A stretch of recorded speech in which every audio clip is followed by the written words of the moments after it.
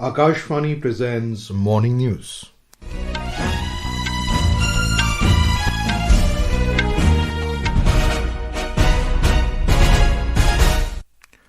Good morning, I am Abhishek Mukhopadhyay. The headlines.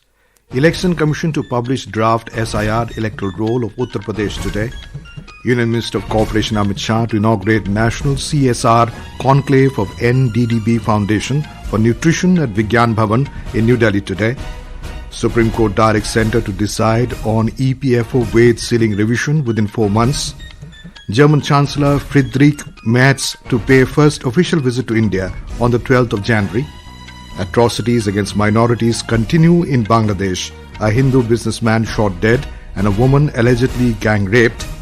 Iran's nationwide protest enters 10th day. US President Donald Trump warns of supporting demonstrators if violence escalates. And in badminton, Olympic medallist PV Sindhu set to return in action at Malaysia Open 2026 beginning today in Kuala Lumpur.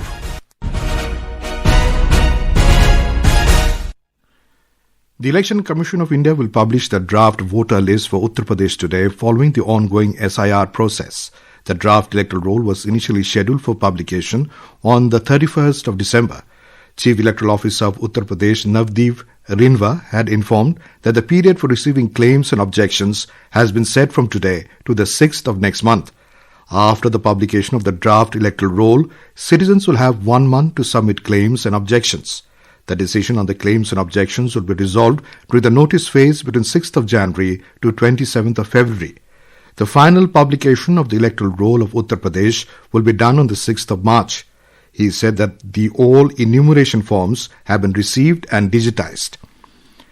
Union Minister of Home Affairs and Cooperation Amit Shah will inaugurate the CSR conclave titled Role of Corporate Social Responsibility in Nutrition Security and Malnutrition Mitigation at Vigyan Bhawan in New Delhi today. The objective of the conclave is to deliberate upon collaborative, innovative and sustainable strategies to combat malnutrition among children. The event has been organized by the National Dairy Development Board, NDDB. During the conclave, Mr. Shah will launch the third phase of the Gift Milk program under the Corporate Social Responsibility CSR initiative of SAIL Bhilai Steel Plant, Chhattisgarh. Under this initiative, around 4,000 children studying in government schools located in the mining areas of the Bhilai Steel Plant will benefit. On the occasion, Union Minister for Fisheries, Animal Husbandry and Dairying and Panchayati Raj Rajiv Ranjan Singh and Union Minister for Women and Child Development Annapurna Devi will also participate. Union Education Minister Dharmendra Pradhan will release 41 literary works developed by the Centres of Excellence for Classical Kannada, Telugu, Malayalam and Oriya in New Delhi today. The works are developed under the Central Institute of Indian Languages. The event will also mark the release of 13 books along with 45-episode sign language interpretation series of the Tirukural by the Central Institute of Classical Tamil. In a social media post, the Minister of Education said that this initiative reflects the sustained commitment to strengthening classical language studies and preserving India's rich literary heritage. The Supreme Court has directed the central government and the Employees Provident Fund Organization, EPFO, to decide within 4 months on revising the wage ceiling under the Employees Provident Fund Scheme, EPFS, which has remained unchanged for the past 11 years. A bench of Justices J.K. Maheshwari and Atul S. Chandurkar passed the directions while hearing a public interest litigation, PIL, highlighting that the stagnant wage ceiling has resulted in a large section of workers being excluded from the ambit of the EPFO, a social welfare scheme intended to provide social security to employees in the organized sector. Chancellor of Germany Friedrich Merz will pay an official visit to India on the 12th and 13th of January at the invitation of Prime Minister Narendra Modi. This will be Chancellor Merz's first official visit to India. External Affairs Ministry said in a statement that on the visit, he will be travelling to Ahmedabad and Bengaluru. Prime Minister will receive Chancellor Merz on the 12th of January in Ahmedabad. The two leaders will take stock of the progress made in diverse aspects of India-Germany strategic partnership, which completed 25 years last year. The discussion will also focus on further intensifying cooperation in various sectors. Prime Minister Modi and Chancellor Merz will also engage with business and industry leaders and exchange views on issues of regional and global importance. External Affairs Minister Dr. S. Jaishankar interacted with participants of the French Indian Young Talents Program by the Chamber of Commerce and Industry, France, India and Paris. In a social media post, Dr. Jaishankar said he discussed the transformations underway in the world and the importance of India-France collaboration in that context. The minister also met Executive Director of International Energy Agency, Fithi Birol, and appreciated his assessment of the global energy scenario and his support for India's growth and development. During his visit, Dr. Jaishankar will meet the French leadership in Paris and hold talks with his counterpart, Jean-Noël Barrot. They will discuss the progress made under the India-France strategic partnership and matters of global importance. Dr. Jaishankar will also address the 31st edition of the French Ambassadors Conference as the guest of honor. In the second leg of his visit, External Affairs Minister will visit Luxembourg. Delhi government has signed a Memorandum of Understanding MOU with the Reserve Bank of India, bringing the national capital under the RBI's full banking, cash management and debt framework for the first time. In a statement, Delhi Chief Minister's office said that the MOU enables the RBI to function as the banker, debt manager and financial agent of the government of Delhi. It said that the MOU will facilitate market borrowings through state development loans, automatic investment of surplus cash, professional cash management, and access to low-cost liquidity facilities. This is Akashvani giving you the news. For quick news updates around the clock, follow us on X handle at AIR News Alerts. And for details of stories and more, log on to our website www.newsonair.gov.in and download News on AIR app. In Bangladesh, atrocities against minorities continue as a Hindu businessman was shot dead in public by unidentified assailants in Monirampur Upazila of Jessore last evening, triggering panic in the area and raising fresh concerns over law and order ahead of the elections. The victim was identified as Rana Kanti Bairagi, alias Rana Pratap, son of Tushar Kanti Bairagi of Arua village in neighbouring Keshapur Upazila. The 45-year-old victim owned an ice-making factory at Kapilia Bazar, where the incident took place around 5:45 p.m. yesterday. Rana Pratap also served as acting editor of Narayal-based daily BD Khabor. In another incident, a Hindu woman has alleged that she was gang raped, tied to a tree and brutally tortured in Kaliganj Upazila in Jhinaida district. According to police, the victim, a widow, also claimed that her hair was cut and a video of the abuse was recorded and shared on social media. The police said the woman filed a case with Kaliganj police station yesterday, naming 4 people including 2 men and 2 women as accused. One of the accused, Hassan, has been arrested while efforts are underway to detain the remaining suspects identified as Shahinur Islam, Rupali Khatun and Musammat Mukta. Iran is witnessing its most serious wave of unrest in 3 years as nationwide protests enter the 10th day. Security forces have tightened their presence across major cities, even as US President Donald Trump warned that he could side with demonstrators if violence escalates. The protests were triggered by the sharp collapse of the Iranian rial, and surging inflation have spread from Tehran's Grand Bazaar to more than 220 locations across at least 78 cities in up to 31 provinces. Iranian officials have acknowledged that the U.S. warning, reinforced by Washington's recent seizure of Venezuela's President Nicolas Maduro, has complicated efforts to contain the demonstrations. Reports say Iran's Supreme National Security Council held an emergency meeting to review security tactics and contingency plans.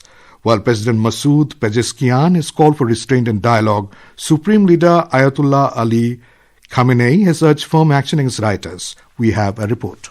Iran's leadership is now trying to balance dialogue with preparations for a tougher crackdown. Officials fear that prolonged unrest could destabilize key provinces and affect major trade routes. The judiciary has taken a firm position, with its chief declaring no leniency and ordering prosecutors to act strongly against the rioters, while saying that the states will still distinguish between peaceful protesters and those causing violence. The unrest is being driven by a deepening economic crisis. Iran's currency has lost nearly half of its value over the past 1 year, while inflation has grown crossed 40%. This has reduced household incomes and increased public anger, especially among the traders, students and workers. What began as a protest over the economy in late December has now turned political, with crowds openly calling for a change in the leadership. Tensions have also risen because of warnings from Washington. West Asia remains on the edge after months of confrontation between Iran, Israel and the United States. United States President Donald Trump has said he is ready to act if violence against protesters increases, while Israeli officials have publicly supported the demonstrations, adding to Iran's security concerns. This is Vinod Kumar for Akashvani News from Dubai. Prime Minister's flagship platform for proactive governance and timely implementation, Pragati, has marked a significant milestone with the successful conduct of its 50th meeting. Since its launch by Prime Minister Narendra Modi in 2015, Pragati has transformed governance by enabling real-time monitoring and resolution of key infrastructure projects and public grievances through direct Prime Ministerial review. Today, in this special series, we take a look at Mission Amrit Sarovar, which aims to construct and rejuvenate water bodies across the country. The Mission Amrit Sarovar, launched in 2022, is a flagship initiative to construct and rejuvenate 75 water bodies in each district across the country. Each Amrit Sarovar is designed to have a pondage area of minimum of 1 acre with a water holding capacity of about 10,000 cubic meters. The progress of Mission Amrit Sarovar was regularly reviewed at the national level through Pragati, bringing together senior officials from central ministries, state governments and district administrations on a single digital platform. This has enabled faster decision-making and effective resolution of issues such as land availability, interdepartmental coordination, and release of funds. Joint Secretary in the Department of Rural Development, Rohini Bhaji Bhakre, said that reviews of projects through Pragati by Prime Minister Narendra Modi significantly strengthen coordination among all ministries. Prime Minister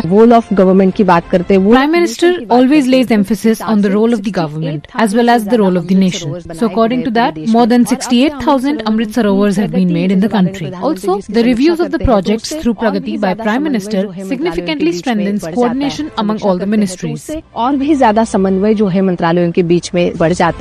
Under the scheme, the target was to construct 50,000 Amrit Sarovars by 15th August 2023. However, due to rapid progress following Pragati intervention, the work gained significant momentum and over 68,800 Amrit Sarovars have been completed so far across the country.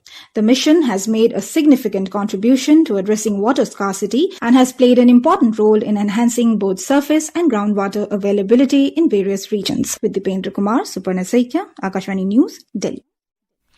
In badminton, Olympic medalist PV Sindhu set to return in action at Malaysia Open 2026 beginning today at Kuala Lumpur. The season opener, top-tier BWF Super 1000 tournament, will mark a fresh start for Sindhu after an injury-hit 2025 campaign. Indian Women's Singles Challenge in Kuala Lumpur will also feature Malvika Bansor and Unnati Hooda. In the men's singles, Paris 2024 semi-finalists Lakshya Sen and Ayush Shetty will carry Indian hopes. And now for a look at today's newspapers, it's over to Tanvi Khurana. Thank you, Abhishek. Prime Minister to pay tribute at Somnath Temple on 11th of January, reports the Asian Age. The Hindu quotes U.S. Secretary of State Marco Rubio as saying United States won't govern Venezuela but will press for changes through embargo.